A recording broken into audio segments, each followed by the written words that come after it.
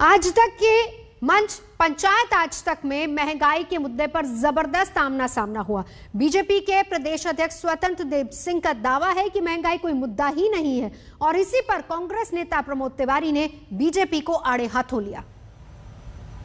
उत्तर प्रदेश में कोई हमें दूर दूर तक समस्या नहीं दिखाई दे रही है। जनता भी खुश है। हम लोग जनता के बीच में महंगाई नहीं है। जनता के बीच में हम जाते हैं, लगभग हमसे भी प्रतिदिन 1500 लोग मिलते हैं। जैसे सुबह 6 बजे आइए तो सुबह आपको 50-60 घर पर रहेंगे और ये 12 बजे रात तक क्रम चलता रहता है। जितने देर हम बैठे रहेंगे कार्यालय चाहे यहाँ, हमें 1500 में आए हुए कार्यकर्ता या पब्लिक का व्यक्ति एक व्यक्ति भी नाराज होकर नहीं जाता है। तो हमें महंगाई मुद्दा नहीं बनेगा। हमें एहसास नहीं बन सकता। नहीं बन सकता। नहीं बन सकता। महंगाई है या नहीं है? उत्तर प्रदेश में महंगाई नहीं है। महंगाई नहीं है उत्तर प्रदेश में नहीं महंगाई है। आज जब कुपोषण का इंडेक्स आप देखती हैं तो फिर बिहार और उत्तर प्रदेश सबसे नीचे नजर आते हैं। कारण ये है कि जाति और धर्म के आधार पर जब कोई पार्टी ये समझ लेती है कि मैं चाहे 104 रुपए पेट्रोल हो जाए पर महंगाई नजर नहीं आएगी, कहेंगे महंगाई नहीं है, तो फिर सहारा क्या है? जाति और धर्म। इन्हें मालूम है कि उसे कम करने के लिए धर्म का सहारा है हमारे पास और इसीलिए उसको बढ़ाते जाते हैं। कुल मिलाकर दुर्भाग्य है उत्तर प्रदेश का कि जो क्षेत्रीय दल थे वो भी जातीय धर्म पे आ गए। और यूपी में ब्राह्मण वोटों के लिए जबरदस्त खींचतान चल रही है। बीजेपी, बीएसपी, एसपी, कांग्रेस सबकी नजर ब्राह्मण वोटरों पर है। आज तक के कार्यक्रम पंचायत आज तक में यूपी के नेता आए तो सबने यही दावा किया कि ब्राह्मणों के वोट तो उन्हीं को मिलेंगे। चाहे वो ब्राह्मण सम्मेलन के नाम पे किए हों, चाहे प्रबुद्ध सम्मेलन के नाम पे किए हों, सब फ्लॉप साबित हुए। कोई समर्थन नहीं प्राप्त है।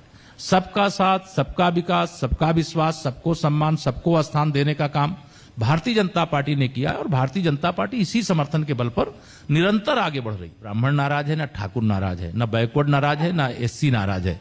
सब भाजपा के साथ थे। भाजपा, हमने उनके लिए काम किया, ईमानदारी से सेवा की है, ना भ्रष्टाचार होने दिया है, ना गुंडागर्दी होने दी है। सम्मान देना, आस्थान देना, ये भाजपा का काम है। आज सबको हिस्सेदारी और सबको सम्मान मिल रहा है।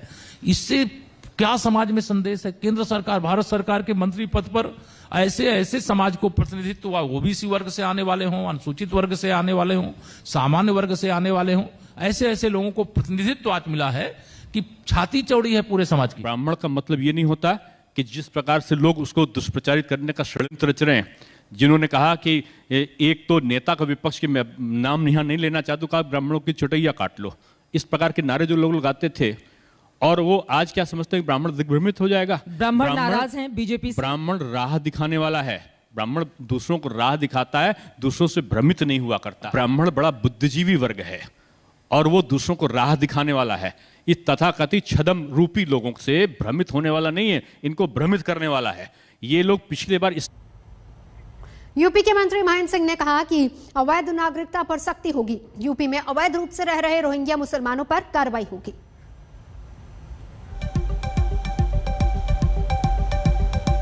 देश में 40,000 हेक्टेयर जमीन इरिगेशन की अवैध कब्जे में थी और पिछली सरकारों ने उनको संरक्षण दिया और कब्जा कराया। हमारे समय में कहीं पर कोई रोहिंग्या नहीं आया। इन लोगों ने पीछे से आकर के वहां पर बसे हुए थे। 2,500 हेक्टेयर जमीन आदरणीय योगी आदित्यनाथ जी के नेतृत्व में, उनके मार्गदर्शन में उत्तर प्रदेश में मैंने खाली कराया। और बहुत बड़ी बात है कि दिल्ली के अंदर जाकर के रोहिंग्या को बाहर किया और अपनी जमीन को हमने बचाया है। पूरे उत्तर प्रदेश में इस तरीके से 2,500 हेक्टेयर जमीन अभी तक हम खाली करा चुके हैं। जहां कहीं भी कब्जा उसको भी खाली कराएंगे। 35 साल से, 30 साल से, 25 साल से, 20 साल से लोगों ने अवैध कब्जा करके रखा। पिछली सरकारों ने उनको संरक्षण दिया, कब्जा कराया, लेकिन योगी आदित्यनाथ जी की सरकार इस अवैध कब्जे को हटाने की मुहिम चला रही है और हम लोग तेजी के साथ उस पर काम कर रहे हैं। और जब मैं इसकी हटाने की प्रक्रिया वहां पर प्रारंभ किया तो केजरीवाल सरकार ने उनका समर्थन किया। केजरीवाल सरकार उनके साथ खड़ी थी। अमातुल्ला विधायक वहां पर जाकर के संघर्ष कर रहा था और कहता था कि ये कहां जाएंगे, तो मैंने कहा कि इनको अपने घर में बसा लीजिए या केजरीवाल के घर में बसा दीजिए, लेकिन हमारी जमीन पर ये नहीं रह सकते। और इसलिए आदरणीय योगी आदित्यनाथ जी का स्पष्ट निर्देश था और उस निर्देश का पालन करते हुए हम लोग भोर में 5 बजे बुलडोजर चला करके सबको बाहर कर दिया। और मैं आज के आपके माध्यम से कहना चाहता हूं, अभी और जहां कहीं रोहिंग्या हैं, एक भी हमारी जमीन पर नहीं रहने पाएंगे, उनको सबको मैं बाहर कहाँ जाएंगे वो लोग? वो केजरीवाल के घर में जाएं या केजरीवाल सरकार जाने, जिन्होंने बसाया वो जाने, मैं उसके लिए जिम्मेदार नहीं हूं। और यूपी सरकार चुनाव में राम मंदिर एक बड़ा मुद्दा रहने वाला है और पूरी ताकत से इस मुद्दे को उछाले जाने की संभावना है। हमने बीजेपी से पूछा कि क्या राम मंदिर उनके लिए सबसे बड़ा मुद्दा होगा। हमने दूसरे नेताओं से भी यही सवाल किया। क्या क्या रिएक्शंस रहे, प्रतिक्रियाएं रही, सुनिए जरा। रामलला का भव्य मंदिर देश की सर्वोच्च अदालत के फैसले से बन रहा है। यह मोदी हैं इसलिए मुमकिन हुआ है। और फायदा नुकसान या जो हमारे विपक्षी हैं, हम आप ही के कई मंचों पे हमने देखा है, विपक्ष का कोई नेता आता था, बैठता था कि भाजपा वाले कहते हैं रामलला हम आएंगे, मंदिर वहीं बनाएंगे, तारीख नहीं बताएंगे। अरे भैया हमने तारीख बता दिया, मंदिर का निर्माण हो रहा है, चलो कार सेवा करने के लिए।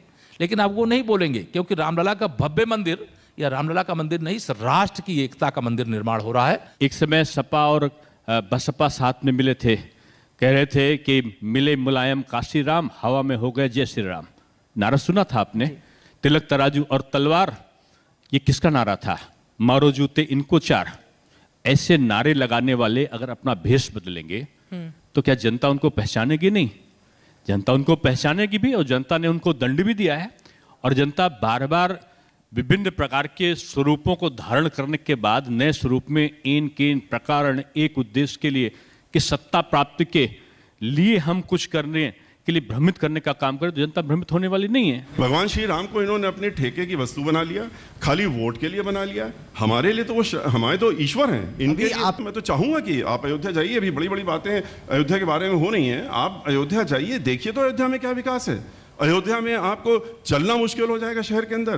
कहते हैं कि हमने 10,000 करोड़ खर्चा कर दिए। 93 से लेकर के अभी तक हमने हिसाब मांगा है, अभी तक हिसाब नहीं मिल रहा। हमने तो मंच से मांगा, खुले मंच से कहा कि आपने भगवान श्री राम के नाम पे 93 से लेकर अभी तक रुपया इकट्ठा किया है, विदेशों से भी किया, डॉलर से भी किया, उसका हिसाब देने में क्यों हिचक रहे हैं आप? पंचायत आज तक के इस मंच पर मुद्दा किसानों का भी उठा और इसी को लेकर किस तरह के रिएक्शन थे तमाम नेताओं के, पक्ष विपक्ष के, वो भी आपको सुनवाते हैं। किसान के लिए कभी कांग्रेस ने कुछ नहीं किया, कभी सपा ने कुछ नहीं किया, कभी बसपा ने कुछ नहीं किया। भाषण ऐसा देते हैं लगता है किसानों के लिए मतलब 4 से 10 पीढ़ियों से कुछ कर रहे हो। भाजपा के खिलाफ, मोदी जी के खिलाफ कोई मुद्दा नहीं मिल रहा है तो कुछ ऐसा कर दो कि जिससे भाजपा बदनाम हो जाए। लेकिन जो भाजपा को बदनाम करने की कोशिश करते हैं उनका असली चेहरा जनता के सामने आ जाता है, किसानों के सामने आ जाता है। आप बताइए किसान आंदोलन किनका समर्थन प्राप्त है? कितने किसान वहां धरने में बैठते हैं, प्रदर्शन में बैठते हैं? कौन लोग उस आंदोलन को लेकर के क्यों चला रहे हैं?